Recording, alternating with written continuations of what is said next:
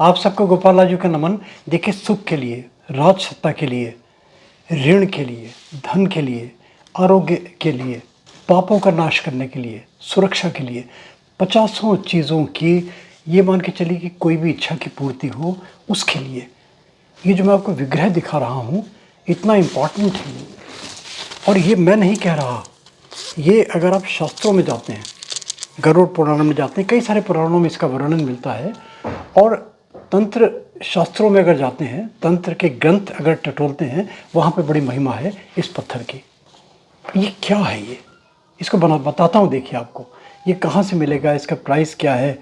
और सबसे इम्पॉर्टेंट चीज़ देखिए क्या होती है, कोई भी कंकड़, कोई भी चीज़, कोई भी विग्रह, जब तक पत्थर है, जब तक कंकड़ है, जब तक कोई ऑर्नामेंटल की चीज़ है, जब तक कि इसकी प्राण प्रतिष्ठा नहीं कर ली जाती और जब तक कि इसके प्रॉपर वे में यूज़ नहीं किया जाता। गोपाल राजू की इस वीडियो में यही बताया जाएगा कि इसको प्रॉपर्ली यूज़ कैसे किया जाए कि आपको मैक्सिमम इसका बेनिफिट मिले। ये आपको कहीं किसी वीडियो में नहीं मिलेगा। इसका वर्णन तो बहुत किया है, बहुत वर्णन किया है। तीनों सुखों की प्राप्ति होगी, दैहिक, भौतिक, आध्यात्मिक, कहीं किसी भी चीज़ की कमी नहीं रहेगी। और सबसे बड़ी मुक्ति, यानी कि जीवन के जो आवागमन का चक्र है जीवन का, उससे मुक्ति मिल जाती है। इतना प्रताप है इस पत्थर का। इसको जब मुझे मिला, ये उत्तम नारायण पांडे जी के माध्यम से मुझे मिला ये, जब मैंने इसको देखा ऑरा स्कैनर पे, तो इसका देखा कि पॉजिटिविटी इसकी बहुत बढ़ गई। यानी कि इसको हमने स्कैन किया तो देखा कि इसकी नॉर्मल वे में रखा और इसको रख के देखा तो पता चला बहुत पॉजिटिव एनर्जी जनरेट हो रही है जहाँ ये रखा हुआ है। अब ये क्या चीज़ है, लोग अचंभा करेंगे, कहाँ से मिलेगा, इसका प्राइस क्या है, सारे का सारा बताऊंगा आज आपको। इसको द्वारावती लक्ष्मी का विग्रह कहते हैं क्योंकि लक्ष्मी स्वरूप है ये। विष्णु का विग्रह कहते हैं क्योंकि विष्णु स्वरूप है। साक्षात विष्णु भगवान का प्रतीक माना जाता है ये कंकड़, ये पत्थर। अब इसको आप ध्यान से देखिए, मैं जूम करके दिखा देता हूँ। और इसके बीच में चक्र बने हुए हैं। और प्रकृति का कितना अजूबा है, कितनी कलाकारी है प्रकृति की, कि कितने साफ सुथरे चक्र बने हुए हैं।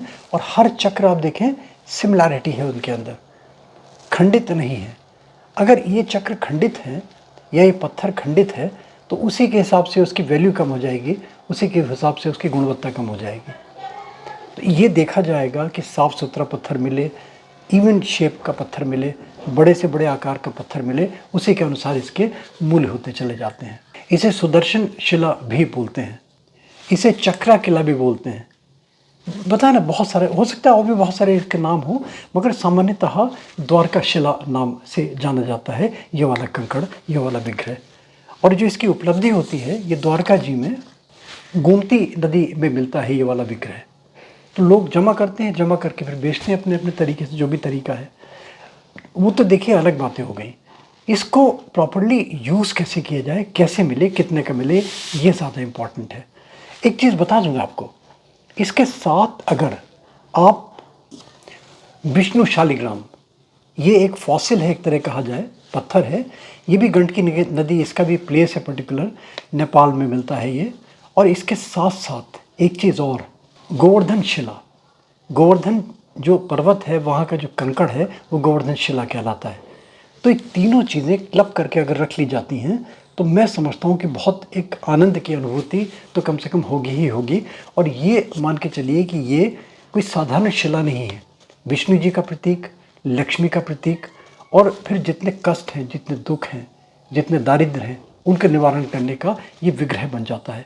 इसको कैसे सिद्ध करें, इसको कैसे प्राण प्रतिष्ठा करें, ये मैं बताता हूँ आपको। इसके आगे सुनते रहिए पूरा। ये वीडियो अगर आपने स्किप किया तो आपको ये इससे महरूम रह जाएंगे इससे आप, कि इतनी इंपॉर्टेंट वीडियो आज तक आपने क्यों नहीं देखी। देखिए, इसके 3 मंत्र हैं विष्णु भगवान के। ओम नमो नारायणाय, ओम श्री लक्ष्मी नारायणाय नमः। ये और जो भी आपके नाम विष्णु जी का मंत्र आपके ज़बान पे चढ़ता है उसका जाप, ये तो मंत्र हो गया। इसकी मंत्र की सिद्धि कैसे करें, इस बहुत सारे वीडियोस आपको मिल जाएंगे गोपाल राजू मोटिवेशनल वीडियोस में, वो तो एक अलग विषय हो जाएगा। मगर अगर साधारणतः ये केवल तीनों मिल जाते हैं तो बहुत अच्छा। गोवर्धन शिला मिल जाती है, विष्णु शालिग्राम मिल जाता है, और ये आपको द्वारका शिला मिल जाती है। और तीनों नहीं मिलते तो एक जो भी मिलती है आपको, ये विशेष रूप से जो मैं बना रहा हूँ, ये बना रहा हूँ द्वारका शिला को लेके। 3 मंत्र, और फिर अगर मान लीजिए और शक्तिशाली बनाना है तो आप विष्णु गायत्री का भी जाप कर सकते हैं। मगर देखिए गायत्री मंत्र में जो मैं बताता हूँ उसको घास नहीं काटना, उसको प्रॉपर्ली चैंट करना है, नाद करना है, नाभि से लेकर अनादि चक्र तक एक गुंजन हो, एक नाद हो, तब मंत्र इफेक्टिव होने लगते हैं। और भी ज़्यादा अगर गायत्री मंत्र को अगर प्रभावशाली बनाना है तो 5 प्रणव ओम लगा के जाप कीजिए। इसका जाप भी बता देता हूँ मैं आपको। ओम श्री विष्णुवे ओम च विद्महे ओम वासुदेवाय धीमहि ओम तन्नो विष्णु प्रचोदयात्। ये मंत्र मैंने लिख भी दिया 5 प्रणव ओम लगा के, और इसको अपनी लय बना लीजिए, इसकी धुन बना लीजिए। इसको तीनों शिलाओं को जैसे हमने अपना किया हुआ है, अपने एंट्री पे या अपने पूजा के स्थान में या अपने नॉर्थ ईस्ट डायरेक्शन में इसको रख लीजिए। कांच के बाउल में रखा है मैंने तो इसमें बहुत सारी चीज़ें डाली हुई हैं। मगर आप केवल एक ये आप विष्णु शिला ही केवल रख लेते हैं तो भी आपको वही असर मिलेगा। विष्णु शिला रख लिया आपने, इसका मंत्र जैसे सुबह अपने पूजा पाठ करते हैं तो 1 माला या जितनी संख्या आप सहजता से कर सकते हैं अपने समय अनुसार, उसके अनुसार इसकी 1 माला जाप कर लिया कीजिए, मात्र इतना। और इसका जल चेंज कर दिया कीजिए कभी जब आपका मन करे गंदा होने लगा, और आप देखिए इसका कितना अच्छा प्रभाव आपको मिलेगा। और फिर अगर इनको सिद्ध करना है तो फिर सिद्ध करने के लिए जिस देवी देवता का विग्रह है उस देवी देवता से संबंधित, जैसे पीला माना गया है विष्णु भगवान का रंग, तो इसको पीले कपड़े में भी आप नीचे आसन बिछा सकते हैं पीले रंग का। भगवान विष्णु जी का दिन गुरुवार चुन सकते हैं, गुरु पुष्य नक्षत्र चुन सकते हैं।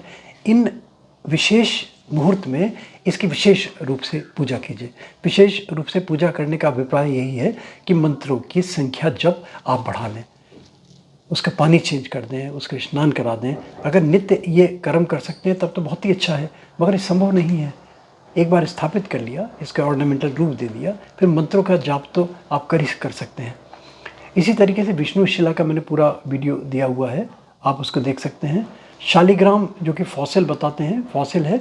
मगर देखिए एक बात बताइए, कंकड़ जो है, जो नर्मदा नदी से विग्रह निकलता है, कंकड़ है, पत्थर ही है, मगर घर में अगर आप उसको करते हैं तो नर्मदेश्वर नाम से वो पूजनीय हो जाता है। पत्थर एक ऑर्डिनरी इसको तराशते हैं, उसको प्राण प्रतिष्ठा करते हैं, और प्राण प्रतिष्ठा करके फिर स्थापित करते हैं तो देव स्वरूप बन जाता है।